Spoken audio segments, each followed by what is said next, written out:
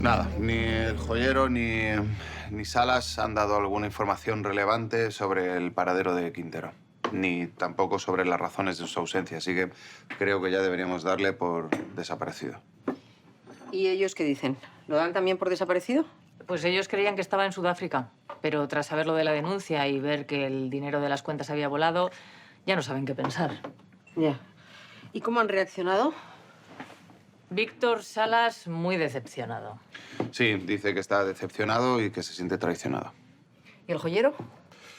Bueno, su actitud durante el interrogatorio fue cuanto menos llamativa. Estaba muy nervioso como para no estar ocultando algo. Bueno, a mí no me pareció raro. Es un hombre que no ha pisado una comisaría en su vida. Eché un vistazo por si tenía algún antecedente y nada, ni una multa de tráfico. Y además ha respondido a todas las preguntas que le hemos hecho. Y su declaración coincide hasta en las comas con lo que declaró Víctor Salas ayer. Lo que podría querer decir que se han puesto de acuerdo para contar la misma historia. Sí, podría ser.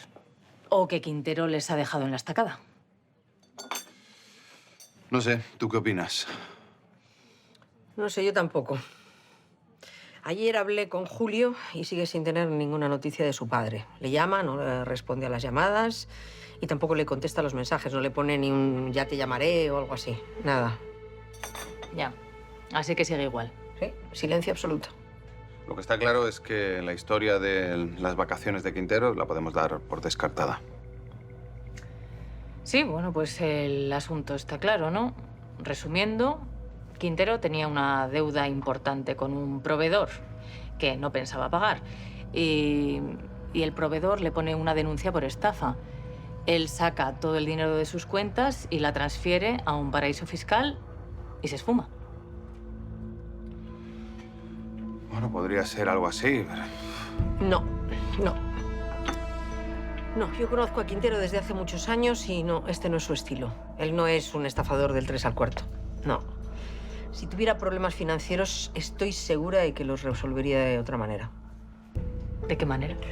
Pues no lo sé exactamente, pero tampoco me extrañaría que fuera una forma ilegal y no limpia. Se suele contentar con que nosotros no descubramos las pruebas para poder cazarle. O que ni siquiera nos enteremos de lo que está haciendo. Exacto. De todas formas, siempre hemos sospechado que esa joyería es la tapadera de su verdadero negocio, el de tráfico de armas, ¿no? ¿Y si hubiera sacado el dinero de sus cuentas oficiales, de la cuenta de la joyería, para pagar deudas de su otro negocio? Pues eso tampoco me encaja. No creo que ande tan apurado de dinero, porque hace poco, no sé, quería regalarle a María por su cumpleaños una pulsera carísima. Ya. Bueno, también podría ser que esté teniendo problemas con alguno de sus rivales en el negocio de las armas y que haya sacado el dinero para poder desaparecer. Pero en ese caso, Víctor Salas estaría con él. Al fin y al cabo, es su lugarteniente, ¿no? Es su jefe de seguridad. Sí, y su socio en el negocio de las armas. Podría estar protegiendo a su jefe. Podría ser, pero también podría ser que Salas esté implicado en la desaparición de Quintero. Pero Víctor Salas parece muy leal a Quintero, ¿no? Ya, pero no sería la primera vez que vemos a dos criminales luchar por el control de un negocio. Lo hemos visto otras veces.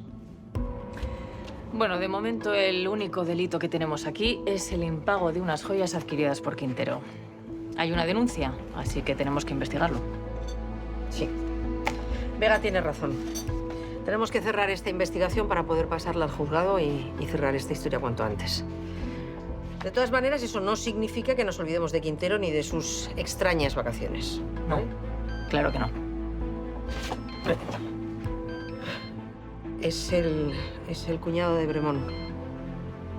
Igual hay novedades. Disculpa, ¿eh? Dime, Camilo. Entiendo, sí. Pero eso está bien, ¿no? Vale. ¿Y puede hablar o está demasiado cansado? Bien, muchísimas gracias por llamar. Yo pasaré en cuanto pueda. Gracias, Camilo, gracias. Bremón ha despertado. Dicen que está fuera de peligro. Bueno, al fin, buenas noticias.